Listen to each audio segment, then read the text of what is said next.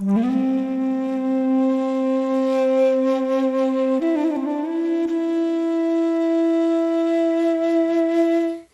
ಎಲ್ರಿಗೂ. ನಾನು ರಮೇಶ್ರೀ. ನನ್ನ ಚಾನೆಲ್ ಅಶ್ವಿನ್ಸ್ ಅಸ್ಟ್ರಾಲಜಿಗೆ ಸ್ವಾಗತ.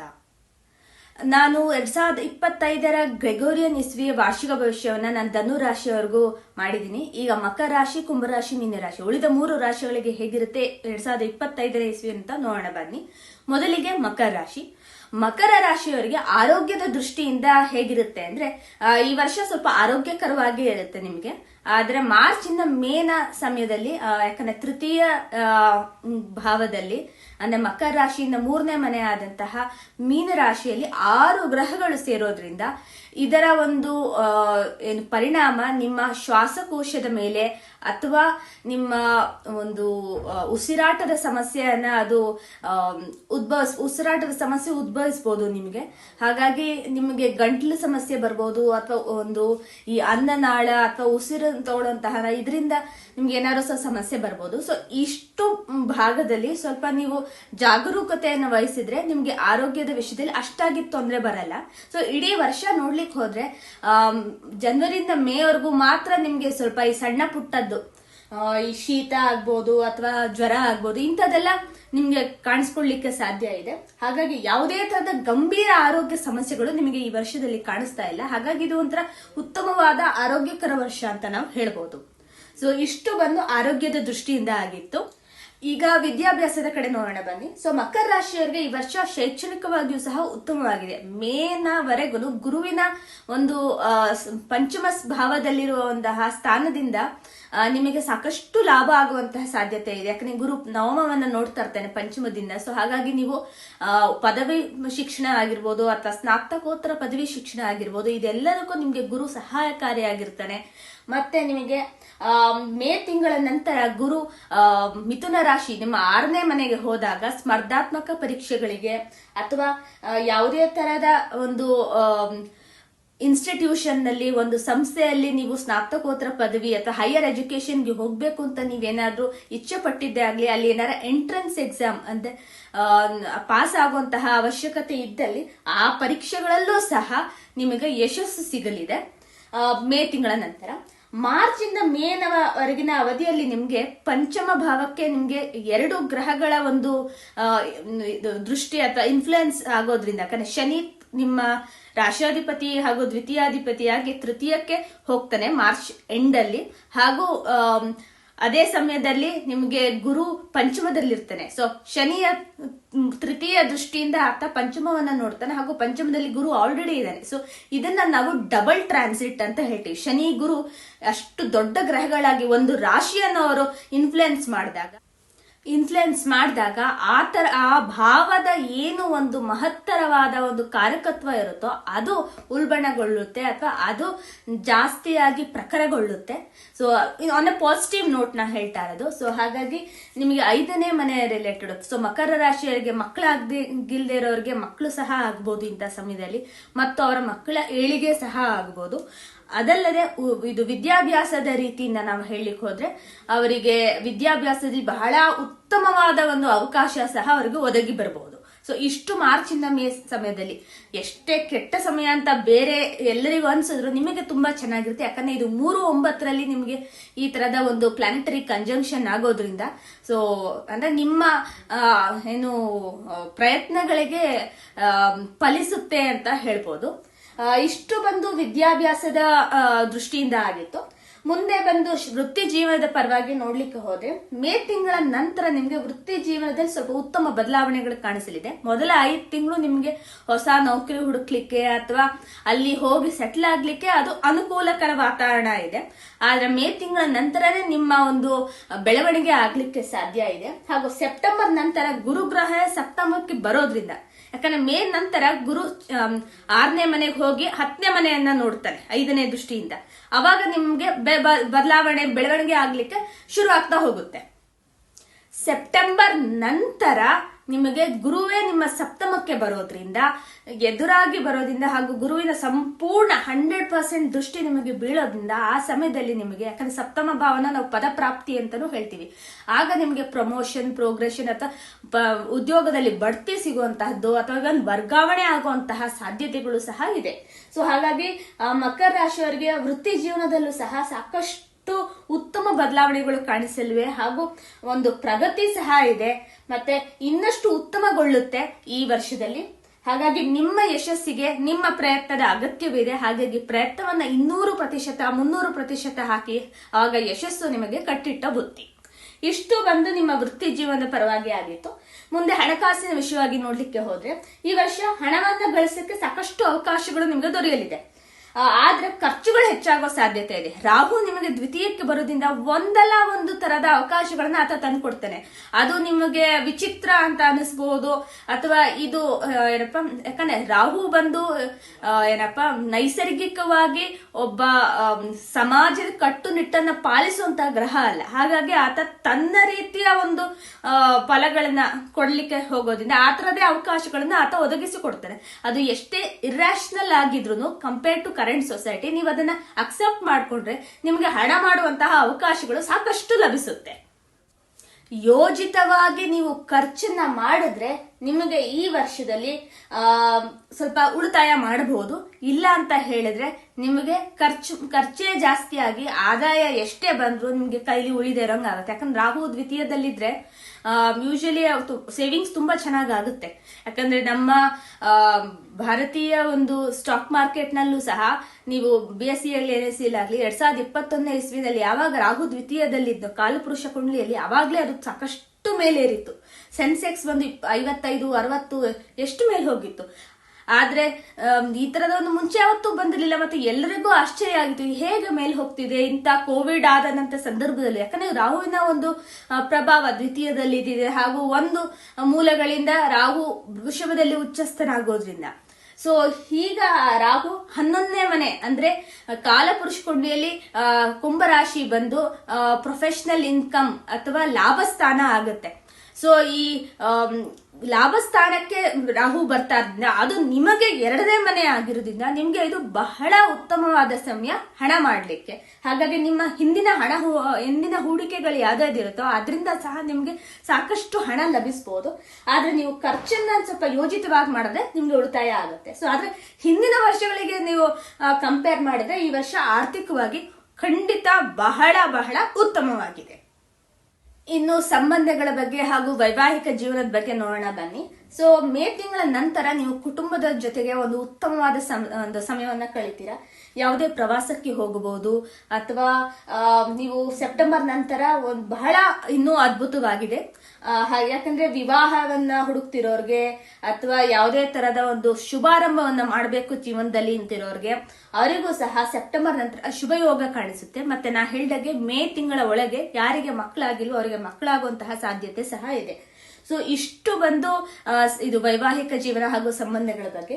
ಸೊ ನಿಮ್ಗೆ 6ನೇ ಮನೆಗೆ ಗುರು ಬಂದಾಗ ಸೆಪ್ಟೆಂಬರ್ ನಂತರ ಮೇ ನಂತರ 6ನೇ ಮನೆಗೆ ಗುರು ಬಂದಾಗ ನಿಮ್ಮ ತಾಯಿ ಮನೆಯವರ ಕಡೆ ಅಥವಾ ನಿಮ್ಮ ಸೋದರ ಮಾವ ಅವರಿಗೂ ಸಹ ಶುಭವಾಗುತ್ತೆ. ಅವರಿಗೂ ಸಹ ಯಾವುದೇ ತರದ ಒಂದು ಎಷ್ಟೋ ವರ್ಷದಿಂದ ಅವ್ರು ಕಷ್ಟಪಡ್ತಿದ್ದು ಅವ್ರಿಗೆ ಫಲಗಳು ಲಭಿಸಲ್ದೇ ಇದ್ರೆ ಅವ್ರಿಗೂ ಸಹ ಒಳ್ಳೇದಾಗತ್ತೆ. ಸೊ ಈ 6ನೇ ಮನೆಗೆ ಗುರು ಬಂದ, ಯಾಕಂದ್ರೆ ಚತುರ್ಥ ಬಂದು ನಿಮ್ಮ ತಾಯಿ ಸ್ಥಾನ. ಸೊ ಅಲ್ಲಿಂದ 3ನೇ ಮನೆ, ಯಾಕಂದ್ರೆ 3ನೇ ಮನೆ ಬಂದು ನಾವು ಒಡ ಹುಟ್ಟಿದವ್ರ ಬಗ್ಗೆ, ಅದರಲ್ಲೂ ಯಂಗರ್ ಸಿಬ್ಲಿಂಗ್ಸ್ ಅಂತ ಹೇಳ್ತಿವಿ, ಚಿಕ್ಕ ಒಡ ಹುಟ್ಟಿದವ್ರನ್ನ ತೋರಿಸುತ್ತೆ. ಸೊ 4ರಿಂದ 3ನೇ ಮನೆ ಅಂದ್ರೆ ಅದು 6ನೇ ಮನೆ ಆಗುತ್ತೆ. 4ರಿಂದ ಕೌಂಟ್ ಮಾಡಿದ್ರೆ. ಸೊ 6ನೇ ಮನೆ ಹಾಗಾಗಿ ಸೋದರ ಮಾವ ಅಂತ ಆಗುತ್ತೆ. ಯಾಕಂದ್ರೆ ನಿಮ್ಮ ತಾಯಿಯ ತಮ್ಮ ಅಥವಾ ನಿಮ್ಮ ತಾಯಿಯ ಸಹೋದರ ಅಂತ. ಸೊ ಸೋದರ ಮಾವನಿಗೆ ಇದು ಬಹಳ ಒಳ್ಳೇದು ಅಂತ ನಾನು ಹೇಳ್ತೀನಿ. ಮೇ ಇಂದ ಸೆಪ್ಟೆಂಬರ್ ಒಳಗಿನ ಸಮಯ. ಇಷ್ಟು ಬಂದು ಸಂಬಂಧಗಳ ಬಗ್ಗೆ ಆಗಿತ್ತು. ಇಷ್ಟು ಮಕರ ರಾಶಿಯವರ ಬಗ್ಗೆ ಸಹ ಆಗಿತ್ತು. ಸೊ ಈಗ ಮುಂದೆ ಬಂದು ಕುಂಭರಾಶಿಯವರ ಬಗ್ಗೆ ನೋಡೋಣ ಬನ್ನಿ. ಕುಂಭರಾಶಿಯವರಿಗೆ ಈ ವರ್ಷದ ಆರಂಭದಲ್ಲಿ ಆರೋಗ್ಯದ ದೃಷ್ಟಿಯಿಂದ ಸ್ವಲ್ಪ ಸವಾಲುಗಳನ್ನ ಅವ್ರು ಎದುರಿಸಬೇಕಾಗಿ ಬರಬಹುದು. ಜನವರಿಯಿಂದ ಮೇ ತಿಂಗಳವರೆಗೂ, ಅದರಲ್ಲೂ ಮಾರ್ಚ್ ಇಂದ ಮೇ ತಿಂಗಳವರೆಗೂ ಅವರು ಸ್ವಲ್ಪ ಆದಷ್ಟು ಎಚ್ಚರಿಕೆಯಿಂದ ಇದ್ರೆ ಒಳ್ಳೇದು. ಮತ್ತೆ ಮೇ ನಂತರ ಅವರಿಗೆ ಏನೇ ತರದ ಆರೋಗ್ಯ ಸಮಸ್ಯೆಗಳು ಇದ್ರೂ ಅದು ನಿವಾರಣೆ ಆಗುತ್ತೆ. ಆಹಾರ ಸೇವನೆಯಲ್ಲಿ ಸಾಕಷ್ಟು ಗಮನವನ್ನು ಅವ್ರು ನೀಡಬೇಕು. ಯಾಕಂದ್ರೆ ದ್ವಿತೀಯ ಭಾವ ಅವರ ಆಹಾರ ಸೇವನೆಯ ಭಾವ ಆಗಿರುತ್ತೆ. ಹಾಗೂ ಅದೇ ದ್ವಿತೀಯ ಭಾವದಲ್ಲಿ ಮಾರ್ಚ್ 29ನೇ ತಾರೀಕು 6 ಗ್ರಹಗಳು ಸೂರ್ಯ, ಬುಧ, ಶುಕ್ರ, ರಾಹು, ಶನಿ ಹಾಗೂ ಚಂದ್ರ ಒಂದು ದಿನಕ್ಕೆ. ಸೊ ಅಷ್ಟು ಗ್ರಹಗಳು ಸೇರೋದ್ರಿಂದ ಅವರಿಗೆ ಮತ್ತೆ ಮಾರ್ಚ್ 21ರಿಂದ ಮೇ 14-18 5 ಗ್ರಹಗಳು ಅದರಲ್ಲಿ ಇರುತ್ತೆ. ಸೊ ಹಾಗಾಗಿ ಶನಿ, ರಾಹು, ಬುಧ, ಶುಕ್ರ ಹಾಗೂ ಸೂರ್ಯ ಇಷ್ಟು ಗ್ರಹಗಳು ಅದೇ ರಾಶಿಯಲ್ಲಿ ಇರೋದ್ರಿಂದ ಸೊ ಸಾಕಷ್ಟು ಎಚ್ಚರಿಕೆಯಿಂದ ಅವ್ರು ಇರ್ಬೇಕಾಗತ್ತೆ. ಯಾಕಂದ್ರೆ ಏಪ್ರಿಲ್ 14ರಿಂದ ಮೇ 14 ಸೂರ್ಯ ಮೂವ್ ಆಗಿರ್ತಾನೆ ಮೇಷರಾಶಿಗೆ. ಬಟ್ ಆದ್ರೆ ಫಸ್ಟ್ 15 ದಿನಗಳಿದೆಯಲ್ಲ ತುಂಬಾ ಇಂಟೆನ್ಸಿವ್ ಆಗಿರುತ್ತೆ. ಸೊ ಈ ಸಮಯದಲ್ಲಿ ಅವರ ಆಹಾರ ಸೇವನೆ ಬಗ್ಗೆ ಸಾಕಷ್ಟು ಗಮನ ಕೊಡ್ಬೇಕಾಗತ್ತೆ. ನೀವು ಮಾಂಸಾಹಾರಿಗಳಾಗಿದ್ರೆ ಕುಂಭರಾಶಿಯವರು ದಯವಿಟ್ಟು ಯಾವುದೇ ತರದ ಸೀ ಫುಡ್, ಮೀನು, ಕ್ರ್ಯಾಬ್, ಪ್ರಾನ್ ಏನೇನು ಹೊಸದು ಬರುತ್ತೆ ಅದ್ಯಾವುದನ್ನು ಸೇವನೆ ಮಾಡಬೇಡಿ. ಇಷ್ಟು ಒಂದು ಆರೋಗ್ಯದ ದೃಷ್ಟಿಯಿಂದ ಆಗಿತ್ತು ಕುಂಭರಾಶಿಯವರಿಗೆ. ಮತ್ತೆ ವಿದ್ಯಾಭ್ಯಾಸದ ದೃಷ್ಟಿಯಿಂದ ನೋಡ್ಲಿಕ್ಕೆ ಬಂದ್ರೆ ಈಗ ಅದ್ಭುತ ಅವಕಾಶಗಳು ನಿಮ್ಮನ್ನ ಖಂಡಿತ ಅರಸಿಕೊಂಡು ಬರುತ್ತೆ, ನಿಮಗೆ ತಲುಪಲಿದೆ ಸಹ. ಕೃತಕ ಬುದ್ಧಿಮತ್ತೆ, artificial intelligence, data science, machine learning ಅಥವಾ ಜನರೇಟಿವ್ AI ಇಂಥ ಕ್ಷೇತ್ರಗಳಲ್ಲಿ ನೀವು ನಿಮ್ಮನ್ನ ತೊಡಗಿಸ್ಕೊಂಡ್ರೆ ನಿಮಗೆ ವಿಶೇಷವಾದಂತಹ ಒಂದು ಯಶಸ್ಸು ಲಭಿಸುತ್ತೆ. ಸೊ ಹಾಗಾಗಿ ನಿಮ್ಮ ವಿದ್ಯಾಭ್ಯಾಸದ ಒಂದು ವೈಖರಿ ಏನಿದೆ ಅಥವಾ ನಿಮ್ಮ ಒಂದು ಸೆಲೆಕ್ಷನ್ ಚಾಯ್ಸ್ ಏನಿದೆ ಅದನ್ನ ಬಹಳಷ್ಟು ಬುದ್ಧಿವಂತಿಕೆಯಿಂದ ಮಾಡಿದ್ರೆ ಬಹಳ ಒಳ್ಳೆಯದು. ಮೇ ಇಂದ ಸೆಪ್ಟೆಂಬರ್ ವರೆಗೆ ಈ ಬ್ಯಾಂಕಿಂಗ್ ಕ್ಷೇತ್ರದಲ್ಲಿರೋರಿಗೆ ಅಥವಾ ಮ್ಯಾನೇಜ್ಮೆಂಟ್ ತರದ ಕ್ಷೇತ್ರದಲ್ಲಿ ವಿದ್ಯಾಭ್ಯಾಸ ಮಾಡಬೇಕು ಅಂತ ಇವರಿಗೆ MBA ಮಾಡಬೇಕು ಅಥವಾ ಯಾವುದೇ ತರಹದ ಫಿನಾನ್ಷಿಯಲ್ಸ್ ಚಾರ್ಟರ್ಡ್ ಅಕೌಂಟೆಂಟ್ ಓದಬೇಕು ಅಂತವ್ರಿಗೆ ಸಹ ಈ ಸಮಯ ಉತ್ತಮವಾಗಿದೆ. ಕುಂಭರಾಶಿಯವರಿಗೆ ಉತ್ತಮವಾಗಿದೆ. ಹಾಗೂ ತುಂಬಾ ಇದಾಗಿ ಹೇಳಬೇಕು ಅಂತ ಹೇಳಿದ್ರೆ 2ನೇ ಮನೆಯಲ್ಲಿ ಅಷ್ಟು ಗ್ರಹಗಳು ಸೇರಿದ್ರಿಂದ ನಿಮ್ಮ ಮತ್ತು 5ನೇ ಮನೆಯಲ್ಲಿ ಗುರು ಬರೋದ್ರಿಂದ ಮೇ ಇಂದ ಸೆಪ್ಟೆಂಬರ್ವರೆಗೂ ಈವನ್ ಆಧ್ಯಾತ್ಮಿಕ ಶಿಕ್ಷಣದ ಒಲವು ಸಹ ನಿಮ್ಮಲ್ಲಿ ಬರುತ್ತೆ.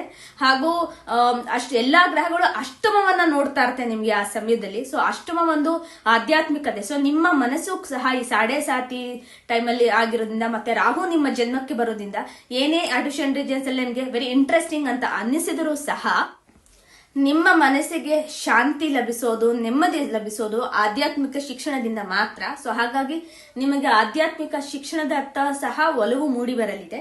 ಸೊ ಕುಂಭರಾಶಿಯವರಿಗೆ ಆ ಅವಕಾಶವೂ ಕೂಡ ನನಗೆ ಈಗ ಕಾಣಿಸ್ತಾ ಇದೆ. ಇಷ್ಟು ಬಂದು ವಿದ್ಯಾಭ್ಯಾಸದ ದೃಷ್ಟಿಯಿಂದ ಆಗಿತ್ತು. ಮುಂದೆ ಈಗ ವೃತ್ತಿ ಜೀವನದ ಬಗ್ಗೆ ನೋಡೋಣ ಬನ್ನಿ. ಸೊ ಕುಂಭರಾಶಿಯವರಿಗೆ ವರ್ಷಾರಂಭದಲ್ಲಿ ಸಾಕಷ್ಟು ಸವಾಲುಗಳನ್ನು ಅವ್ರು ಎದುರಿಸ್ತಾನೆ ಇರಬೇಕಾಗತ್ತೆ. ಅದು ಮುಂದುವರಿಯುತ್ತೆ. ಹಿಂದಿನ ವರ್ಷಗಳಿಂದ ಏನೇನು ಸವಾಲುಗಳಿತ್ತು ಅದು ಈ ವರ್ಷವೂ ಸಹ ಮೊದಲ 5 ತಿಂಗಳು ಮುಂದುವರಿಯುತ್ತೆ. ಮೇ ನಂತರ ನಿಮ್ಗೆ ಸ್ವಲ್ಪ ನೆಮ್ಮದಿ ಸಿಗ್ಲಿದೆ. ಯಾಕಂದ್ರೆ ಗುರುವಿನ ದೃಷ್ಟಿ ಗುರು ಬಂದು ಪಂಚಮಕ್ಕೆ ಬರೋದ್ರಿಂದ ಸ್ವಲ್ಪ ನಿಮ್ಗೆ ನೆಮ್ಮದಿ ಸಿಗುತ್ತೆ. ಯಾಕಂದ್ರೆ ಗುರು ಚತುರ್ಥದಲ್ಲೇ ಇದ್ರು ಮೊದಲ 5 ತಿಂಗಳು ದಶಮವನ್ನ ನೋಡ್ತಿದ್ರು ಶನಿಯ ಒಂದು ಏನು ದೃಷ್ಟಿ ಇತ್ತು ಅಥವಾ ಶನಿಯ ಒಂದು ಏನು ಕನೆಕ್ಷನ್ ಇತ್ತು ಆ ವೃಶ್ಚಿಕ ರಾಶಿ ಮೇಲೆ. ಯಾಕಂದ್ರೆ ಶನಿ ಕುಂಭದಲ್ಲಿ ಇದ್ದು ದಶಮವನ್ನ ನೋಡ್ತಿದ್ದ ಮೊದಲ 3 ತಿಂಗಳು. ಸೊ ಹಾಗಾಗಿ ಅದರಿಂದ ಸಾಕಷ್ಟು ಸಮಸ್ಯೆಗಳು ನಿಮ್ಗೆ ಏರ್ಪಡುತ್ತೆ. ಸೊ ಅದರಿಂದ ನಿಮಗೆ ಅಷ್ಟು ನೆಮ್ಮದಿ ಶಾಂತಿ ಇರೋಲ್ಲ. ಆದ್ರೆ ಶನಿ ಮೀನರಾಶಿಗೆ ಹೋಗಿ ಗುರು ಮಿಥುನ ರಾಶಿಗೆ ಹೋದ್ಮೇಲೆ ನಿಮಗೆ ಸ್ವಲ್ಪ ನೆಮ್ಮದಿ ಸಿಗುತ್ತೆ. ಹಾಗೆ ನಾನು ಹೇಳಿದಾಗೆ artificial intelligence, data science, machine learning ಇಂತಹದ ಕ್ಷೇತ್ರಗಳಿಗೆ ಹಾಗೂ ತಂತ್ರಜ್ಞಾನದ ಕ್ಷೇತ್ರಗಳಲ್ಲಿ ಇರೋರಿಗೆ ವಿಶೇಷವಾದ ಲಾಭ ಇದೆ. ಸೆಪ್ಟೆಂಬರ್ ನಂತರ ಮಾತ್ರ ನಿಜವಾದ ಪ್ರಗತಿಯನ್ನ ನೀವು ಕಾಣಬಹುದು. ಇಷ್ಟು ಒಂದು ವೃತ್ತಿ ಜೀವನದ ಬಗ್ಗೆ ಆಗಿತ್ತು ಕುಂಭರಾಶಿಯವರಿಗೆ. ಸೊ ಮೊದಲ 5 ತಿಂಗಳು ನಿಮ್ಗೆ ಸ್ವಲ್ಪ ಕಷ್ಟ, ಆಮೇಲೆ ನಿಮ್ಮ ವೃತ್ತಿ ಜೀವನ ತುಂಬಾ ಚೆನ್ನಾಗಿರುತ್ತೆ. ಈಗ ಹಣಕಾಸಿನ ವಿಚಾರವಾಗಿ ನೋಡೋಣ ಬನ್ನಿ. ದ್ವಿತೀಯ ಭಾವದಲ್ಲೇ ನಿಮ್ಮ ರಾಶಿನ ದ್ವಿತೀಯ ರಾಶಿಯಾದಂತಹ ಮೀನ ರಾಶಿಯಲ್ಲಿ 6 ಗ್ರಹಗಳ ಒಂದು ಕೂಡಿಕೆ ಆಗೋದ್ರಿಂದ ಮಾರ್ಚ್ 29ರಿಂದ ಮೇ 18 ಒಳಗಡೆ. ಸೊ ಈ ಸಮಯದಲ್ಲಿ ನಿಮಗೆ ಸಾಕಷ್ಟು ಬದಲಾವಣೆಗಳಾಗುತ್ತೆ ನಿಮ್ಮ ಹಣಕಾಸಿನ ವಿಚಾರವಾಗಿ. ಸೊ ಅದರಲ್ಲೂ ಮಾರ್ಚಿನ ಮೇವರೆಗೂ ಪ್ರಮುಖವಾದಂತಹ ಬದಲಾವಣೆಗಳಾಗುತ್ತೆ. ಸೊ ನೀವು ಹಣ ಗಳಿಸುವಂತಹ ಸಾಧ್ಯತೆಗಳು ಇದೆ ಹಾಗೂ ಹಣವನ್ನ ಕಳ್ಕೊಳ್ಳುವಂತಹ ಸಾಧ್ಯತೆನೂ ಇದೆ. ಸೊ ನಿಮ್ಮ ಜಾತಕದಲ್ಲಿ ಉತ್ತಮವಾದ ಧನಯೋಗಗಳಿದೆ. ಈ ಸಮಯದಲ್ಲಿ ನಿಮ್ಗೆ ನಿಮ್ಮ ಹಳೆಯ ಹೂಡಿಕೆಗಳಿಂದ ಅಥವಾ ನಿಮ್ಮ ಪರಿವಾರದವರಿಂದನೇ ನಿಮ್ಗೆ ಸಾಕಷ್ಟು ಹಣ ಲಭಿಸುವಂತಹ ಸಾಧ್ಯತೆ ಇದೆ.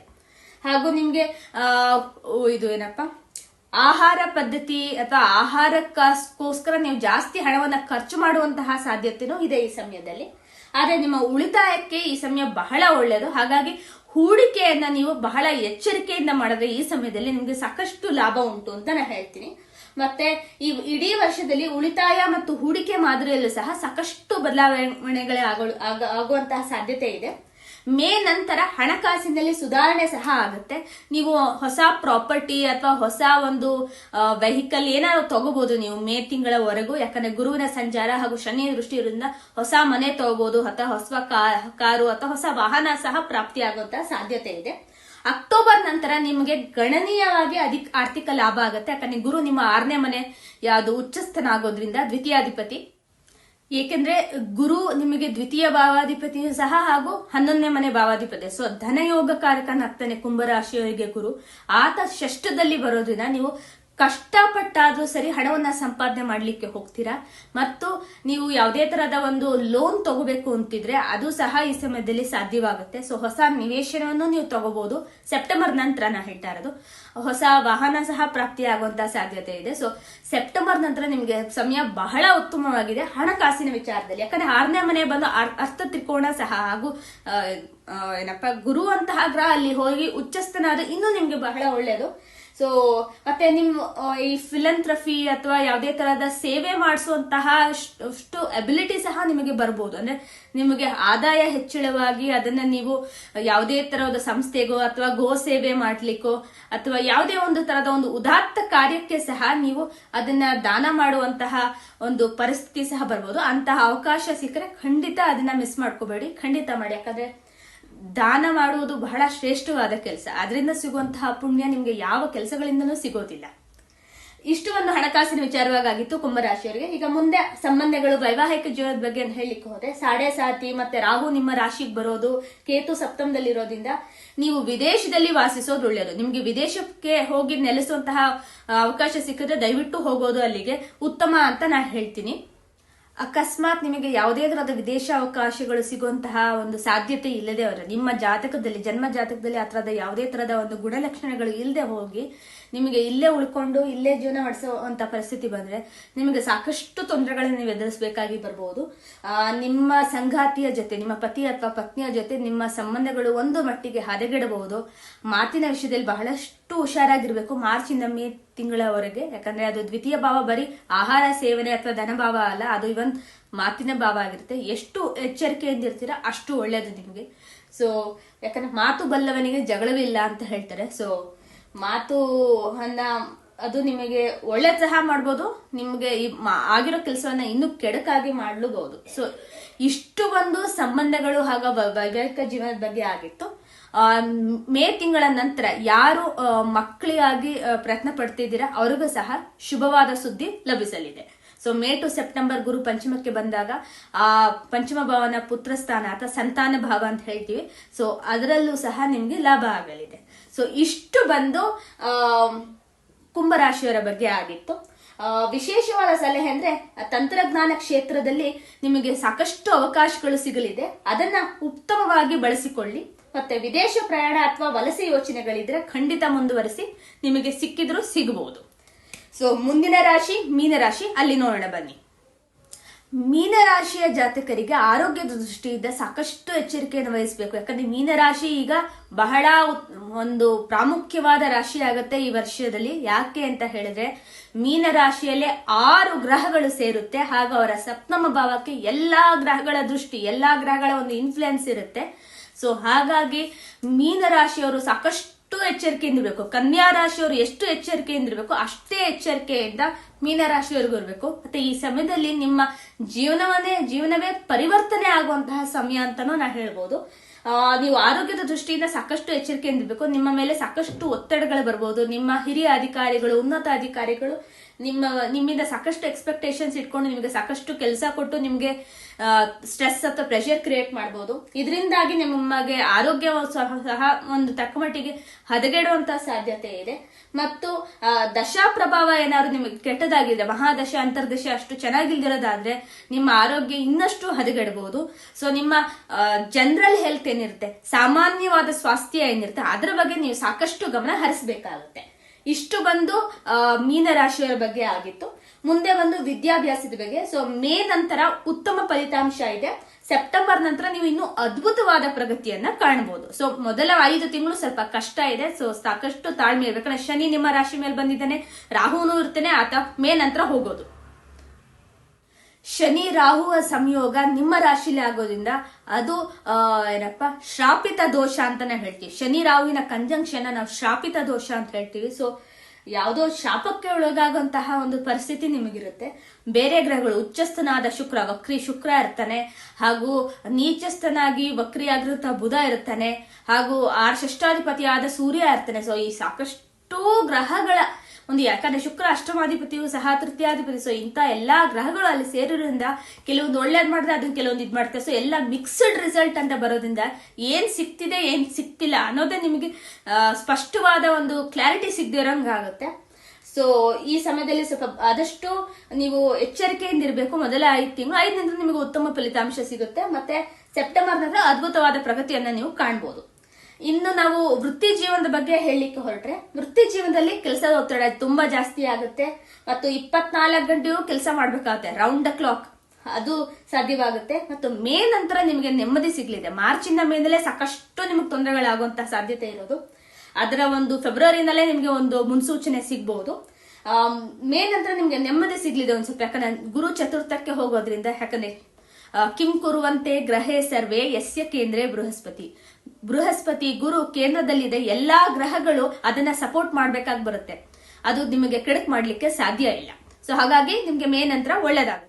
ಅದರಲ್ಲೂ ಗುರು ಉಚ್ಚಾಭಿಲಾಷಿಯಾಗಿ ಚತುರ್ಥ ಭಾವದಿಂದ ದಶಮವನ್ನ ನೋಡೋದ್ರಿಂದ ನಿಮ್ಮ ವೃತ್ತಿ ಜೀವನದಲ್ಲಿ ಖಂಡಿತ ಸಾಕಷ್ಟು ಸುಧಾರಣೆಗಳಾಗುತ್ತೆ. ಯಾಕಂದ್ರೆ ನೀವು ಅಷ್ಟು ಮಾರ್ಚಿನ ಮೇನಲ್ಲಿ ಎಷ್ಟು ಕೆಲಸ ಮಾಡಿರ್ತೀರಿ, ಎಷ್ಟು ಒತ್ತಡಗಳನ್ನ ನೀವು ನಿಭಾಯಿಸಿರ್ತೀರಾ ಅಂತ ಹೇಳಿದ್ರೆ ನಿಮಗೆ ಮೇ ಇಂದ ಸೆಪ್ಟೆಂಬರ್ ವರೆಗೂ ಅದ್ರ ಅಷ್ಟು ಸುಧಾರಣೆ ಆಗ್ಬೇಕು. ಯಾಕಂದ್ರೆ ಯಾವುದೇ ಗ್ರಹಗಳು ಉತ್ತಮ ಒಂದು ಸ್ಥಾನಕ್ಕೆ ಬಂದಾಗ ಮೊದಲು ಮಾಡದೆ ಅವರಿಗೆ ಇರುವಂತಹ ಈಗ ಪ್ರಸ್ತುತ ಒಂದು ಸಮಸ್ಯೆಗಳಿಗೆ ನಿವಾರಣೆ ಮಾಡೋದು, ನಂತರ ಪರಿಸ್ಥಿತಿಯನ್ನ ಸುಧಾರಣೆ ಆದ ನಂತರ ಅವರಿಗೆ ಪ್ರಗತಿಯನ್ನ ಕೊಡುತ್ತೆ. ಯಾಕಂದ್ರೆ ಮಾನಸಿಕವಾಗಿ ಆ ಮನುಷ್ಯ ಕುಗ್ಗೋಗಿರ್ತಾನಲ್ವಾ. ಸೊ ಹಾಗಾಗಿ ಮಾನಸಿಕ ಆರೋಗ್ಯದ ಒಂದು ಬೆಳವಣಿಗೆ ಆಗ್ಬೇಕು, ಉತ್ತಮದಲ್ಲಿ ಅಪ್ಲಿಫ್ಟ್ಮೆಂಟ್ ಆಗ್ಬೇಕು, ಆಮೇಲೆ ಸಹ ಪ್ರಗತಿ ಕಾಣಲಿಕ್ಕೆ ಸಾಧ್ಯ. ಸೊ ಹಾಗಾಗಿ ಸೆಪ್ಟೆಂಬರ್ ನಂತರ ಗುರು ನಿಮ್ಮ ಪಂಚಮಕ್ಕೆ ಬಂದಾಗ ನಿಮ್ಗೆ ಉತ್ತಮವಾದ ಲಾಭ ಆಗುತ್ತೆ. ಯಾಕಂದ್ರೆ ಅದು 11ನೇ ಮನೆ ದೃಷ್ಟಿನೂ ಕಾಣಿಸೋದ್ರಿಂದ ನಿಮ್ಮ ಆದಾಯದಲ್ಲಿ ಸಹ ಹೆಚ್ಚಳವಾಗುತ್ತೆ. ಸೊ ಇಷ್ಟು ಬಂದು ವೃತ್ತಿ ಜೀವನದ ದೃಷ್ಟಿಯಿಂದ ಆಗಿತ್ತು. ಮುಂದೆ ಹಣಕಾಸಿನ ದೃಷ್ಟಿಯಿಂದ ನೋಡಿದಾಗೆ ನಾನು ಆಗ್ಲೇ ಹೇಳಿದಾಗೆ ಗುರು ಸೆಪ್ಟೆಂಬರ್ ನಂತರ ಯಾವಾಗ ಕರ್ಕಾಟಕ ರಾಶಿಗೆ ಬಂದು ಅಲ್ಲಿ ಉಚ್ಚಸ್ಥನಾಗ್ತಾನೆ. ಯಾಕಂದ್ರೆ ಗುರು ಬಂದು ನಿಮ್ಮ ರಾಷ್ಟ್ರಾಧಿಪತಿ ಹಾಗೂ ದಶಮಾಧಿಪತಿಯಾಗಿ ಆತ 5ನೇ ಮನೆಯಲ್ಲಿ ಉಚ್ಚಸ್ಥನಾದಾಗ ನಿಮಗೆ ಹಣಕಾಸಿನ ಒಂದು ವಿಷಯದಲ್ಲಿ ಎಷ್ಟೋ ಸುಧಾರಣೆ ಆಗಿ ನೀವು ಮುಂದೆ ಹೋಗ್ಲಿಕ್ಕೆ ಸಾಧ್ಯ ಆಗುತ್ತೆ. ಆದ್ರೆ ಮೇ ತಿಂಗಳವರೆಗೂ ನೀವು ಆರ್ಥಿಕ ಸವಾಲನ್ನ ಸಾಕಷ್ಟು ಎದುರಿಸಬೇಕಾಗಿ ಬರುತ್ತೆ. ಸೊ ಹಾಗಾಗಿ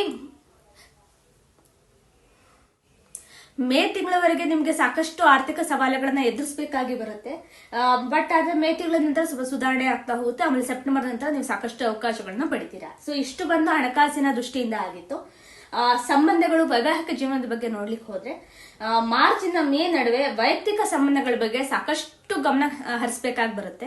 ಅದರಲ್ಲೂ ನಿಮ್ಮ ಸಂಗಾತಿಯ ಜೊತೆ, ಪತಿ ಅಥವಾ ಪತ್ನಿಯ ಜೊತೆ ಸಾಕಷ್ಟು ಎಚ್ಚರಿಕೆಯಿಂದ ವರ್ತಿಸಬೇಕಾಗಿ ಬರುತ್ತೆ. ಯಾಕಂದ್ರೆ ಎಲ್ಲಾ ಗ್ರಹಗಳ ದೃಷ್ಟಿ ನಿಮ್ಮ ಸಪ್ತಮ ಭಾವಕ್ಕೆ ಏರ್ಪಡೋದ್ರಿಂದ ನಿಮ್ಮ ಸೋಷಿಯಲ್ ನೆಟ್ವರ್ಕ್ ಆಗಿರ್ಬೋದು ಅಥವಾ ನಿಮ್ಮ ಪತಿ ಪತ್ನಿ ಆಗಿರ್ಬೋದು, ಮತ್ತೆ ನಿಮ್ಮ ಅಷ್ಟಮ ಅಂದ್ರೆ ನಿಮ್ಮ ಇನ್ಲಾಸ್, ಎಕ್ಸ್ಟೆಂಡೆಡ್ ಫ್ಯಾಮಿಲಿ ಏನಿರುತ್ತೆ ಅಂದ್ರೆ ನಿಮ್ಮ ಅತ್ತೆ ಮಾವ, ನಿಮ್ಮ ಪತಿ ಅಥವಾ ಪತ್ನಿಯ ತಂದೆ ತಾಯಿ, ಅವರ ಜೊತೆ ಸಹ ನೀವು ಸಾಕಷ್ಟು ಎಚ್ಚರಿಕೆಯನ್ನು ವಹಿಸಬೇಕಾಗುತ್ತೆ. ಯಾವುದೇ ತರಹದ ಮಾತಿನ ಚಕಮಕಿ ಆಗದೆ ನೋಡ್ಕೋಬೇಕಾಗುತ್ತೆ. ಯಾಕಂದ್ರೆ ದ್ವಿತೀಯಾಧಿಪತಿ ಕುಜ ಇರೋದ್ರಿಂದ ನೀವು ಕೋಪಿಷ್ಠರಾಗಿ ನೋಡಿಯುವಂತಹ ಸಾಕಷ್ಟು ಸಾಧ್ಯತೆಗಳಿರುತ್ತೆ. ಯಾಕಂದ್ರೆ ಕುಜನ ಸ್ಥಿತಿಯು ಕೂಡ ಉತ್ತಮವಾಗಿರಲ್ಲ ಆ ಸಮಯದಲ್ಲಿ. ಆತ ಮಿಥುನ್ ರಾಶಿಲಿ ಇರ್ತಾನೆ ಅಥವಾ ನೆಕ್ಸ್ಟ್ ಕರ್ಕಾಟಕ ರಾಶಿ ಇರ್ತಾನೆ. ಸೊ ಶುರುವಾತಿನಲ್ಲೇ ನೀಚನಾಗಿ ವಕ್ರಿ ಆಗಿರ್ತಾನೆ. ಸೊ ಇಷ್ಟು ಸಮಸ್ಯೆಗಳಿರೋದ್ರಿಂದ ನೀವು ಸಾಕಷ್ಟು ಮಾತಿನಲ್ಲಿ ಹಿಡಿತಾ ಇರಲಿ ನಿಮ್ಗೆ, ಹಾಗೂ ನೀವು ಯಾವುದೇ ತರದ ಒಂದು ಸಂಬಂಧಗಳನ್ನು ನಿಭಾಯಿಸೋದ್ರಲ್ಲೂ ಸಾಕಷ್ಟು ತಾಳ್ಮೆಯಿಂದ ಮಾಡಿದ್ರೆ ನಿಮಗೆ ಈ ವರ್ಷ ಉತ್ತಮವಾಗಿರುತ್ತೆ. ಇಷ್ಟು ಬಂದು ಮೀನರಾಶಿಯವರಿಗೆ ಆಗಿತ್ತು. ಸೊ ವರ್ಷಾರಂಭದ ಸವಾಲುಗಳನ್ನ ನೀವು ತಾಳ್ಮೆಯಿಂದ ಎದುರಿಸಿದ್ರೆ, ಯಾವುದೇ ತರಹದ ಎಕ್ಸಿಸ್ಟಿಂಗ್ ಹೆಲ್ತ್ ಇಶ್ಯೂಸ್ ಇದೆ ಅದನ್ನ ಸ್ವಲ್ಪ ರೆಗ್ಯುಲರ್ ಚೆಕ್ಅಪ್ ಹೋಗಿ ನೀವು ಮಾಡಿಸ್ಕೊಂಡ್ರೆ, ಡಾಕ್ಟರ್ ಇಂದ ಒಂದು ನುರಿತ ವೈದ್ಯರ ಸಲಹೆಯನ್ನ ನೀವು ಪಡೆದ್ರೆ ಈ ವರ್ಷ ನಿಮಗೆ ಉತ್ತಮವಾಗಿರುತ್ತೆ. ನಾನೇನ್ ಎಚ್ಚರಿಕೆ ವಹಿಸ್ಲಿಕ್ಕೆ ಹೇಳಿದಿನೋ ಇವೆಲ್ಲವೂ ಮೊದಲ 6 ತಿಂಗಳು ಮಾತ್ರ ಆಗಿರುತ್ತೆ. 6ನೇ ತಿಂಗಳಾದ್ಮೇಲೆ ಅಂದರೆ ಜೂನ್ ನಂತರ ನಿಮಗೆ ಸಾಕಷ್ಟು ಅನುಕೂಲಕರವಾಗಿರುತ್ತೆ. ಸೊ ಇದು ಇಡೀ ಎಲ್ಲಾ 12 ರಾಶಿಯವರೆಗೂ ನಾನು ಹೇಳಿಕ್ ಹೋದೆ. ಮೊದಲ 6 ತಿಂಗಳು ನೀವು ಏನೇ ಸಮಸ್ಯೆಯನ್ನ ಕಂಡ್ರು ಮೊದಲ 6 ತಿಂಗಳು ನೀವು ಅದನ್ನ ಫೇಸ್ ಮಾಡೋದು. ಉಳಿದ ಅರ್ಧ ವರ್ಷ ಏನಿರುತ್ತೆ ಜೂನ್ ನಂತರ ನಿಮಗೆ ಸ್ವಲ್ಪ ಸಾಕಷ್ಟು ನೆಮ್ಮದಿ ಸಿಗುತ್ತೆ ಹಾಗೂ ಅನುಕೂಲಕರವಾಗಿಯೂ ಇರುತ್ತೆ.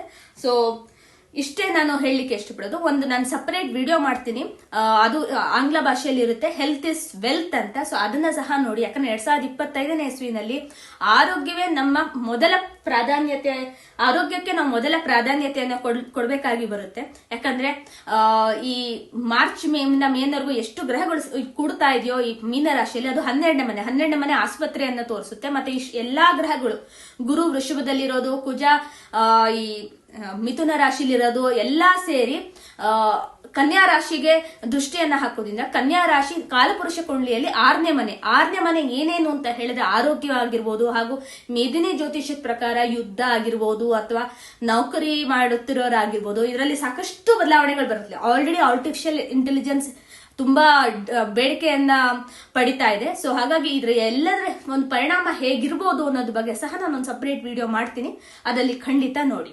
ಸೊ ಇಷ್ಟು ಬಂದು 12 ರಾಶಿಗಳ ವಾರ್ಷಿಕ ಭವಿಷ್ಯ ಆಗಿತ್ತು. ನಮಸ್ಕಾರ.